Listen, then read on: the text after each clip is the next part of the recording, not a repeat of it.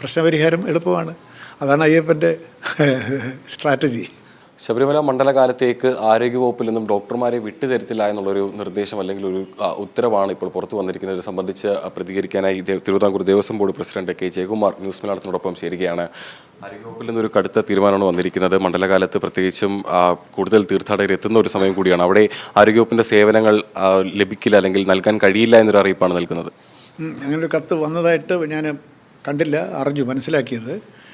അതിപ്പോൾ അതിന് മറുപടി ഞാനല്ല മറുപടി പറയേണ്ടത്, ഗവൺമെൻറ് തലത്തിലാണ് അക്കാര്യത്തിലൊരു തീരുമാനമെടുക്കേണ്ടത്. ആരോഗ്യവകുപ്പിന് അതിൻ്റേതായിട്ടുള്ള അവരുടെ പരിമിതികളോ പ്രശ്നങ്ങളോ ഉണ്ടായേക്കാം. അത് ഗവൺമെൻറ്റിനെ അറിയിച്ചിട്ടുള്ളതുമായിരിക്കും.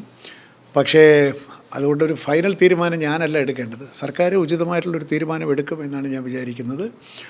മാത്രവുമല്ല, ഇതിനു മുമ്പും ആരോഗ്യവകുപ്പ് അവർക്ക് ചില പ്രശ്നങ്ങളൊക്കെ ഉണ്ട്. കാരണം മാൻ പവർ ഷോർട്ടേജ്, പിന്നെ ഒരുപാട് ആരോഗ്യ പ്രശ്നങ്ങൾ, ബാക്കി സമൂഹത്തിൽ വേറെ ഒരുപാട് പ്രശ്നങ്ങളുള്ളത് കൊണ്ട് ഡോക്ടേഴ്സിനെ സ്പെയർ ചെയ്യാനുള്ള ബുദ്ധിമുട്ടൊക്കെ പണ്ടും പറഞ്ഞിട്ടുണ്ട്.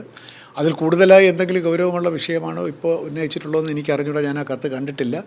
എന്തായാലും ശരി, അവരുടെ ആശങ്കകളോ അവരുടെ മറ്റെന്തെങ്കിലും പ്രശ്നങ്ങളുണ്ടെങ്കിൽ പരിഹരിക്കാവുന്ന പ്രശ്നങ്ങളേ ഉള്ളൂ എന്നാണ് എനിക്ക് തോന്നുന്നത്. ബഹുമാനപ്പെട്ട ഗവൺമെൻറ് അതിനകത്ത് ഉചിതമായിട്ടുള്ള തീരുമാനമെടുക്കും. ഞാനല്ല ഇപ്പോൾ അതിനകത്ത് മറുപടി പറയേണ്ടത്. ദേവസ്വം ബോർഡ് വല്ലതും അതിന് അവരുടെ പ്രശ്നങ്ങൾ പരിഹരിക്കാൻ ചെയ്യേണ്ടതുണ്ട് എങ്കിൽ ബോർഡിൻ്റെ ഭാഗത്ത് നിന്ന് തീർച്ചയായിട്ടും ഉചിതമായിട്ടുള്ള തീരുമാനങ്ങളും നടപടികളും ഉണ്ടാകും. കാരണം ആരോഗ്യവകുപ്പിൻ്റെ സഹായമില്ലാതെ നമുക്ക് കാര്യങ്ങൾ മുമ്പോട്ട് കൊണ്ടുപോകാൻ ബുദ്ധിമുട്ടാണെന്നുള്ള എല്ലാവർക്കും അറിയാമല്ലോ. അതുകൊണ്ട് അവരുടെ പ്രായോഗികമായിട്ടുള്ള ബുദ്ധിമുട്ടുകൾ അവർ സർക്കാരിൻ്റെ ശ്രദ്ധയിൽപ്പെടുത്തിയിട്ടുണ്ടാവും. നമ്മളതനുസരിച്ചിട്ട് ഗവൺമെൻറ് അതിനകത്ത് പ്രതികരിക്കും. അതിൽ പറയുന്ന സേവനത്തിൽ വരുന്ന ഡോക്ടർമാർക്ക് താമസ സൗകര്യം ഒരുക്കുന്നതിലും യാത്രാബത്തം നൽകുന്നതിലും എല്ലാം തന്നെ കാലതാമസം ഉണ്ടാകുന്നു. ആ പണം അവർക്ക് ലഭിക്കുന്നില്ല എന്നുള്ളതാണ്. അതിനകത്ത് ഞാൻ അതാണ് പറഞ്ഞത്. ഇതിനകത്ത് അവർ പോയിൻ്റ് ഔട്ട് ചെയ്തിട്ടുള്ള കാര്യങ്ങളിൽ ദേവസ്വം ബോർഡ് പരിഹരിക്കാനുള്ള വല്ല പ്രശ്നങ്ങളുണ്ട് എങ്കിൽ അത് പരിഹരിക്കും. ഉദാഹരണത്തിന് ഇനിയുള്ള ഭക്ഷണത്തെ മോശമാണെന്നൊക്കെ പറഞ്ഞിട്ടുണ്ട്. അതൊക്കെ നമുക്ക് പരിഹരിക്കാം. അത് നമ്മളല്ല കൊടുക്കുന്നത്, ഗവൺമെൻറ്റിൻ്റെ കാര്യമാണ്. ഈ ഭക്ഷണത്തിൻ്റെ കാര്യത്തിലോ ബാക്കി താമസത്തിൻ്റെ കാര്യത്തിലോ ഒക്കെ തന്നെ ഞങ്ങൾക്ക് പരിഹരിക്കാൻ പറ്റുന്ന കാര്യങ്ങൾ ആണ് പരാതിക്കിട നൽകിയിട്ടുള്ളതെങ്കിൽ അതെല്ലാം അവർക്ക് തൃപ്തി വരത്തക്ക രീതിയിൽ പരിഹരിച്ചു കൊടുക്കാൻ ദേവസ്വം ബോർഡിന് സാധിക്കും. ഈ ദേവസ്വം ബോർഡ് ഏതെങ്കിലും തരത്തിൽ പ്രത്യേക നിയമനം നടത്താൻ ഏതെങ്കിലും തരത്തിലൊരു പദ്ധതി ഉണ്ടോ? സ്ഥിരമായിട്ടൊരു ഡോക്ടർമാരുടെ സേവനം സന്നിധാനത്ത് ഉറപ്പാക്കുന്ന തരത്തിൽ അതൊന്നും ഇപ്പോൾ ആലോചിക്കേണ്ട ഒരു സമയമായിട്ടില്ല. അങ്ങനെയൊന്നൊരു വിഷയം ഇപ്പോൾ പരിഗണനയിലേ ഇല്ല.